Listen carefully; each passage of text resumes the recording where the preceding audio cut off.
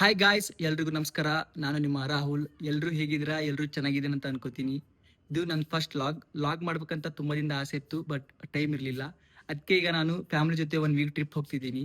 ಟ್ರಿಪ್ನ log ಮಾಡ್ಬೇಕಂತ ಇದ್ದೀನಿ. ಈಗ ಫಸ್ಟ್ ನಾವು ಇಲ್ಲಿಂದ ಹೈದರಾಬಾದ್ ಹೋಗ್ಬೇಕು. ಹೈದರಾಬಾದಿಂದ ಜೈಪುರ್ಗೆ ನಮ್ಮದು ಫ್ಲೈಟ್ ಇದೆ.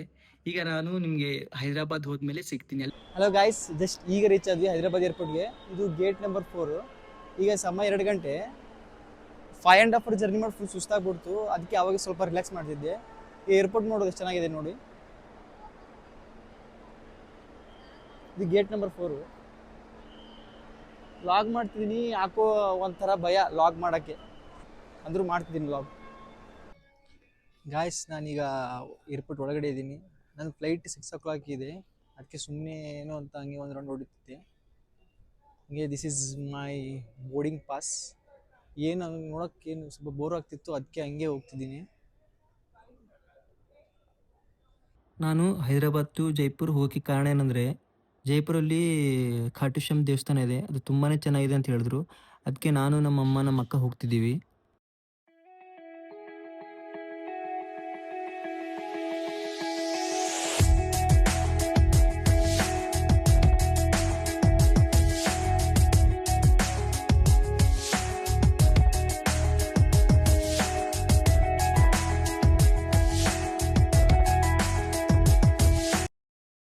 ಹಲೋ ಗಾಯ್ಸ್, ಎಲ್ರಿಗೂ ನಮಸ್ಕಾರ. ಈಗ ಬಂದಿದ್ದೀವಿ ಜೈಪುರ್ಗೆ. ಮಾರ್ನಿಂಗ್ 8 o'clock ಇಲ್ಲಿ ಬಂದು ಇಳಿತು ಫ್ಲೈಟು.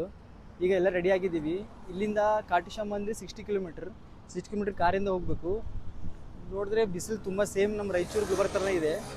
ಆದಮೇಲೆ ಬ್ರೇಕ್ಫಾಸ್ಟ್ ಆಯಿತು. ಬ್ರೇಕ್ಫಾಸ್ಟ್ ಆದಮೇಲೆ ಈಗ ಇಲ್ಲಿಂದ 60 ಕಿಲೋಮೀಟ್ರ್ ಇದೆ ಖಾಟು ಶ್ಯಾಮ್ ಅಂದರೆ. ರೆಡಿ ಆಗಿದ್ದೀನಿ, ಹೋಗಬೇಕು. ಹೋದ್ಮೇಲೆ ಅಲ್ಲಿ ನಿಮಗೆ ದೇವಸ್ಥಾನ ತೋರಿಸ್ತೀನಿ. ಈಗ ನಾವು ಖಾಟು ಶ್ಯಾಮ್ ರೀಚ್ ಆಗಿದ್ದೀವಿ. ಈಗ ನೀವು ನೋಡ್ಬೋದು ಇಲ್ಲಿ ಪ್ರಸಾದದ ಅಂಗಡಿಗಳು. ಪ್ರಸಾದ ಅಂಗಡಿಯಲ್ಲಿ ನಾವು ಪೇಡ ತೊಗೋಬೋದು, ಗುಲಾಬ್ ಹೂವು ತೊಗೊಂಡು ದೇವ್ರಿಗೆ ಅರ್ಪಿಸ್ಬೋದು. ನಿಮಗೆ ಖಾಟು ಶ್ಯಾಮ್ ದೇವ್ರ ಬಗ್ಗೆ ಹೇಳ್ತೀನಿ. ಖಾಟು ಶ್ಯಾಮ್ ದೇವ್ರನ್ನ ನಿಜವಾದ ಹೆಸರು ಬರ್ಬರಿಕ್ ಅಂತ. ಅವರು ಮಹಾಭಾರತ ವೀರ ಯೋಧ ಘಟೋತ್ಕಚನ ಪುತ್ರ.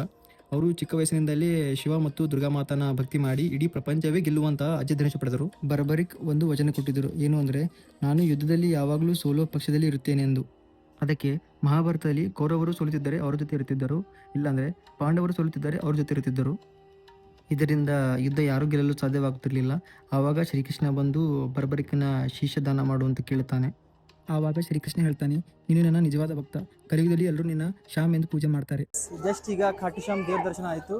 ತುಂಬ ರಶ್ ಇತ್ತು, ಸಾವಿರಾರು ಜನ ಫುಲ್ ಬಂದಿದ್ದರು. ದೇವ್ರ ದರ್ಶನ ತುಂಬ ಚೆನ್ನಾಗಾಯಿತು. ಈಗ ನಾವು ಬಂದಿದ್ದೀವಿ ಶ್ಯಾಮ್ ಕುಂಡ್ ಅಂತ. ಇದು ಶ್ಯಾಮ್ ಕುಂಡ್ ಅಂತ.